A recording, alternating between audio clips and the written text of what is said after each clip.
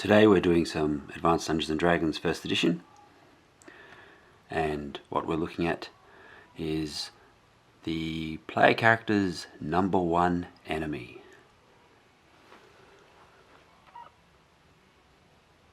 Time. We're just going to cover a few points in time and talk about a few things, so let's get started. In the player's handbook, this is all that's written about time, and pretty much it says it's in the hands of the DM, and the DM will figure it all out for you. You just have to live with the DM's rulings. But what is important are the three general terms that are used of segments, rounds and turns. One segment being 6 seconds, one round being 1 minute, one turn being 10 rounds. So we're looking at a turn being 10 minutes and 10 segments of 6 seconds making up a full round. That becomes important for a number of different reasons, especially during combat, but for the most part that's an easiest part of time, and we still have more to look at.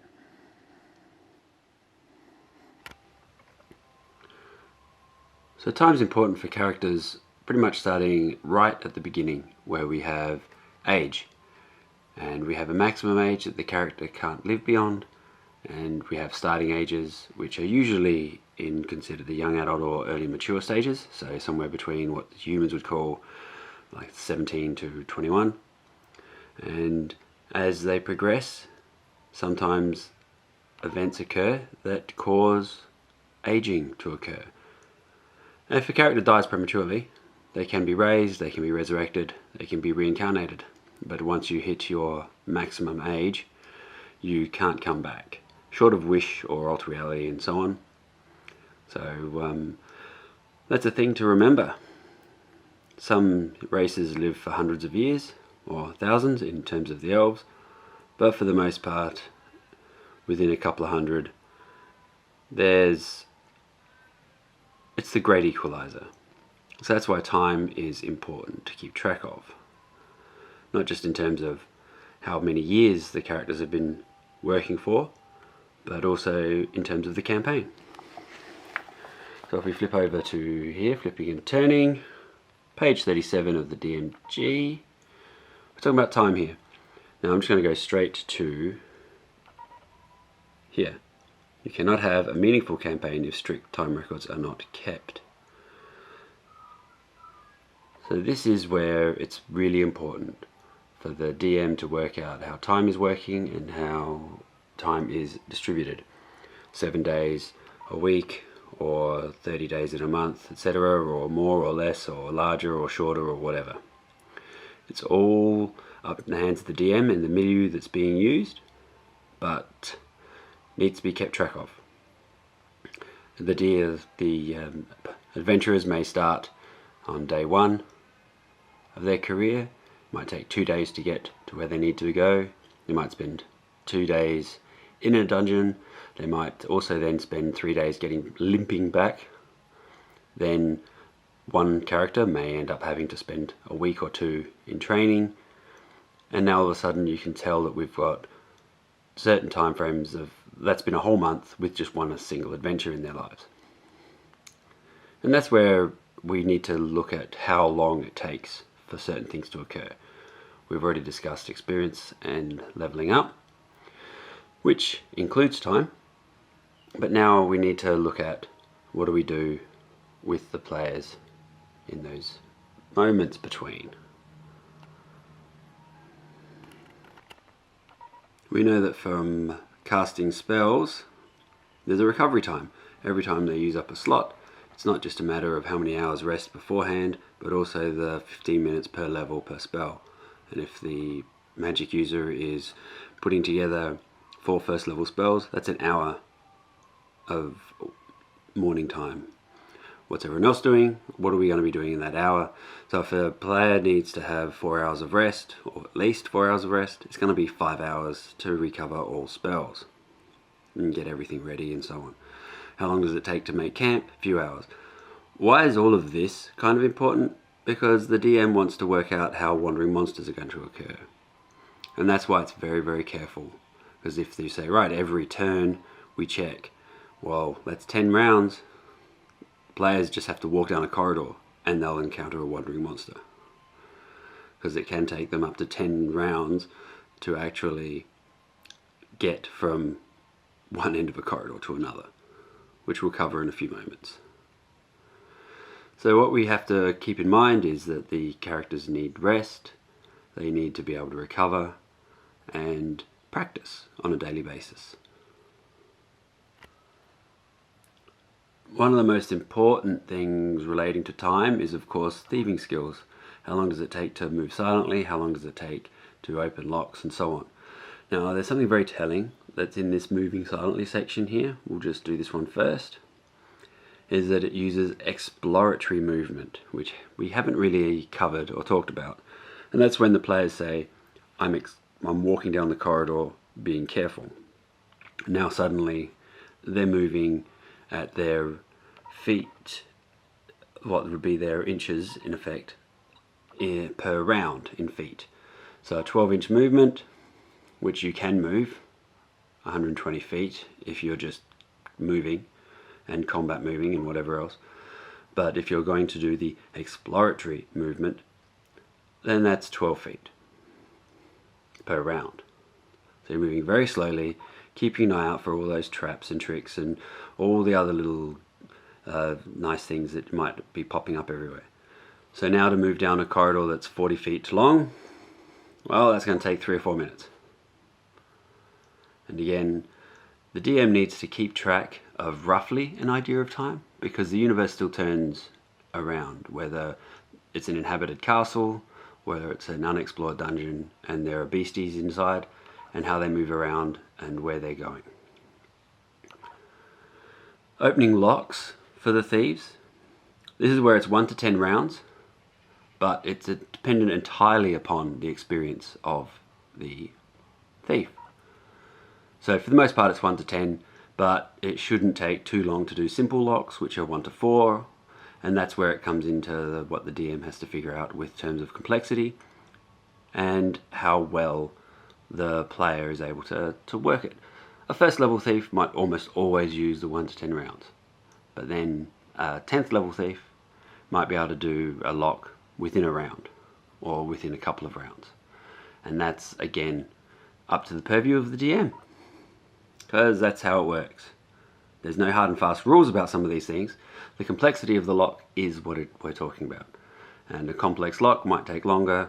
It could take, a simple lock is a shorter time.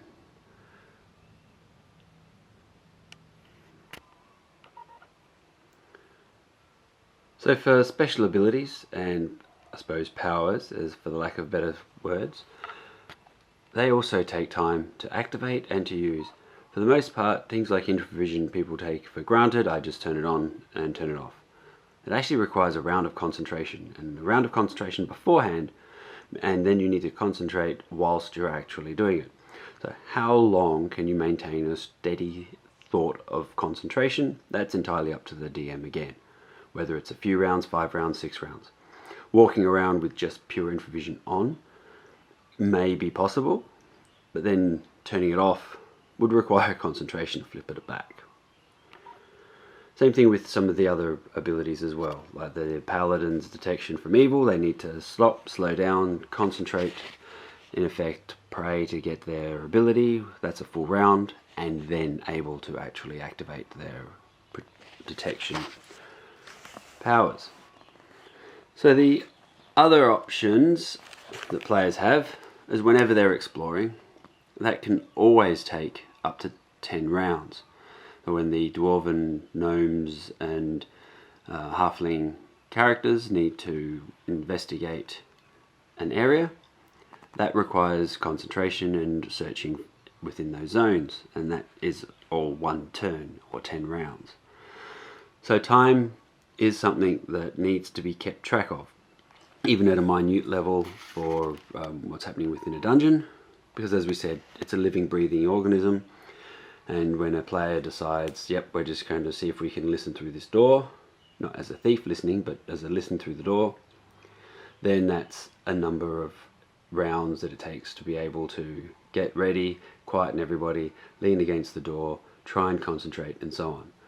The thief hear noise, again, also can happen pretty much instantaneously depending on the situation. If they're planning on doing something like listening to a conversation, well, the conversation's happening. If they're trying to listen down the corridor and listen behind something, listen through doors and so on, then that might need a round or 2 or 3 rounds to be able to activate. So keeping track of when everything is happening and how everything is happening is really important, and that's where we get told that how important it is that keeping track of time is for the adventure and for the campaign, as well as obviously for the players. After 3 or 4 adventures, it could be anywhere from 1 month to 3 months after they've started their actual adventuring career. So they could be well and truly aging along the way. So it's very important to keep track of these things. Can't stress how important it is to track. And time in the dungeon is also important, because pretty much how long can they spend in the dungeon if the magic user expends all the spells and the cleric's running out of healing and the divine favors running out, then they need to stop and pause and regain. So that's where, again, the DM needs to be able to allow for events to still occur. When the magic users and clerics need to have their days, their nights to sleep, then it's up to the fighters and the thieves to be able to hold off and run the watches for that night. And do they do it inside the dungeon, or do they go and wander back and then re-enter the next morning? So they're all the questions that they have to try and figure out once you include time. Some of it seems like bookkeeping, but it does make for an urgent matter. And it's always good to say you've got 5 days to accomplish this task. It takes 2 days to get up, 2 days to get back. And that forces them to work within that 1 day to be able to make whatever it is that they're doing happen. So time can be used as a weapon in the hands of the DM. So at a micro level, we have an environment where the players are wanting to do things either in the middle of combat or during some other time-related event.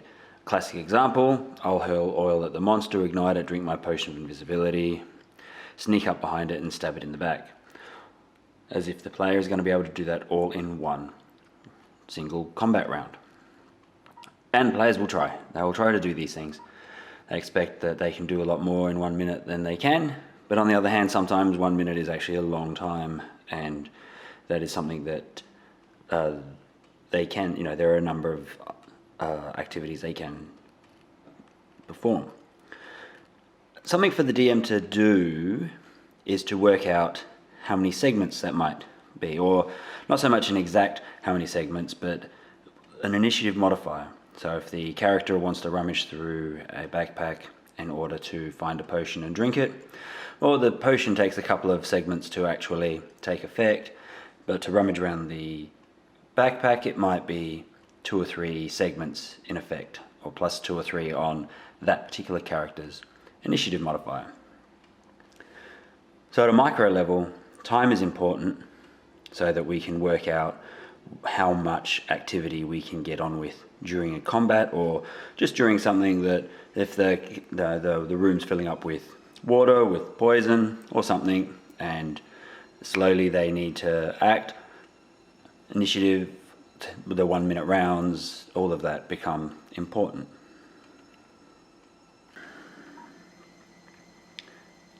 At a macro level, as the players age, their stats alter. Now there's a specific rule that says that they cannot be reduced below their racial minimums or class minimums. So pretty much if you're a ranger, and if you're 90 years old, you're still going to have some kick-ass scores because the ranger always has good stats. Same thing's true with the monk. If you're an 85-year-old monk, you're going to have 15s in strength and constitution and so on. So as you get older, you gain particular modifiers. This sort of allows alterations to the character during its career. So the initial stats is what is used to determine what the character can be. If you roll a 14 on strength and you're mature, where you get +1 strength, that takes you up to 15. That doesn't really allow you to become a monk. Your base score of 15 needs to be required for the monk stat, because that's the initial starting scores. Then as they alter, because remember you can't go below your class or racial minimums. So even if you have a 9 wisdom and you want to be a cleric, and you're a young cleric, so now you have a -1, you still have that 9 wisdom. Which all sort of helps with the characters growing older, and after 3 or 4 adventures, they may even tick over an entire year, depending on how many levels someone's gone up or how many times the party stopped to have a bit of a break. And it can be an event. A birthday adventure for the character would be nice. Big cake. While we're discussing stat increases due to age, wisdom is the only ability score to be able to go past 18. So as you get older, you become more wise and I guess more judgy, and so that can actually increase beyond the 18 or your racial limits. Everything else is stuck to racial limits. So if you have a 16 con that you're starting with, and then you're a half-orc, that's +1, and then you're a young half-orc, that's another +1, that will take you up +2, and which is nice. If you've got a 17 strength and you're a mature, you will get that +1 to strength, taking you to 18, and if you're a fighter, you do get the benefit of the percentile dice. You're all good to go. Once you've made your character, you calculated your class, you've put on your age as it is down here, make your adjustments, and then you are good to go in terms of your starting age. We also have the unnatural aging based on spells, potions, and so on. So when you take get a haste spell put on you, you're aging a year. Casting alter realities, gates, geases, wishes, etc., etc., etc. And all of this comes back to your maximum age. When you get to the maximum age, you're pretty much done. You can't be resurrected, and so on. So there's an actual condition on how to calculate your final age. So you may live a little bit less, you may live a little bit longer, but generally, once you get to a certain venerable status, you will be in your very much twilight years. And the character will need to probably think about retiring for permanently. So time and aging and everything else that goes with it is really something that can make a campaign just that little bit more interesting. It's a bit of work, but it's not too bad to worry about. So I'm just going to finish off with the last words on time. Not really, but you know what I mean. The last paragraph in the time section on page 38 of the DMG, which in effect Mr. Gygax is suggesting that superior players and dungeon masters take time into account, and time is yet another facet which helps separate the superior players from the lesser ones.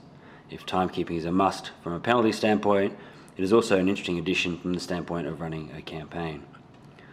So, there you go. He says it's a must. what else could you do? And there are so many areas where time is so important. Researching spells and training. It's all worth figuring out how exactly you're going to be doing things, and whether they're all together as a party or separating out. If everyone has 2 characters, one can be in training while the other one's out adventuring and swapping back and forth like some tag team. It's all good. So you've just got to be able to keep track of everything. Full moons are obviously important because, you know, we're creatures. So that's always the way to go. We're creature, they're creature, you know, sorry. And finishing up, time can be that one beautiful factor that actually marks the end of a campaign well played. They have a time frame, they have a time limit, they have to get something done before a certain date or before a certain specific event. That's all fantastic. And it's all good adventuring and fantastic fantasy play, which is what we're here for. Well worth the read. Well worth the read. So, pages 38, 37, and scattered throughout, as is the brain dump that is Gary Gygax with the Dungeon Master's Guide. Thank you very much. Like, subscribe, all the bits and pieces. We've got a number of things coming up, and I'm sorry it's been a bit of a delay. Just crazy in general, but it's kind of difficult putting some of these things together. I've had to do this one over almost 3 different weeks to try and sort of work out and make sure I got it all right. Anyway, enough of the post-amble. We'll let you go. Be safe and have fun, and make sure you're keeping on playing whatever version of the game you're playing. This is something that can be beneficial to everyone, and play well.